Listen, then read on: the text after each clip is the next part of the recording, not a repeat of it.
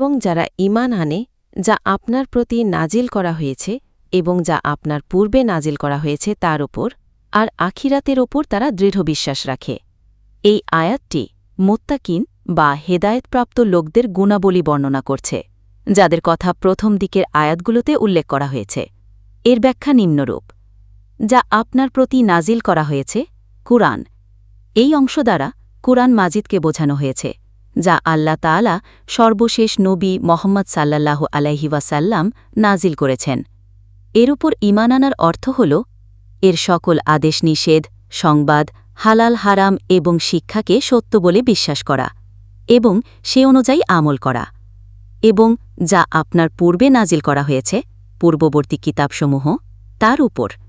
এর দ্বারা বোঝানো হয়েছে তাওরাত, ইনজিল, জাবুর এবং অন্যান্য সহিফাসমূহ, যা পূর্ববর্তী নবী রাসূলগণের, যেমন মূসা, ঈসা, দাউদ আলাইহি প্রমুখের ওপর নাজিল হয়েছিল। এই কিতাবগুলোর মূল বার্তার ওপর ঈমান আনাও মুত্তাকিনদের অন্যতম গুণ। তবে এগুলোর বর্তমান বিকৃত রূপের উপর নয়, বরং আল্লাহর পক্ষ থেকে নাজিলকৃত মূল রূপের উপর বিশ্বাস রাখা। এর অর্থ হল এই বিশ্বাস রাখা যে আল্লাহ যুগে যুগে তার কিতাব ও শরীয়ত নাজিল করেছেন এবং মুহাম্মদ সাল্লাল্লাহু আলাইহি ওয়াসাল্লামের কিতাব পূর্ববর্তী সকল কিতাবের রক্ষক।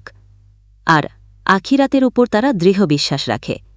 আখিরাত অর্থ পরকাল বা শেষ জীবন।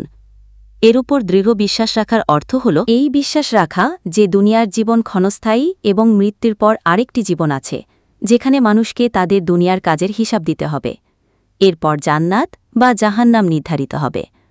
এই বিশ্বাস মানুষকে সৎ কাজ করতে এবং মন্দ কাজ থেকে বিরত থাকতে উৎসাহিত করে। আখিরাতের প্রতি দৃঢ় বিশ্বাস মানুষকে দুনিয়াবী মোহ থেকে রক্ষা করে এবং আল্লাহর সন্তুষ্টি অর্জনের দিকে ধাবিত করে।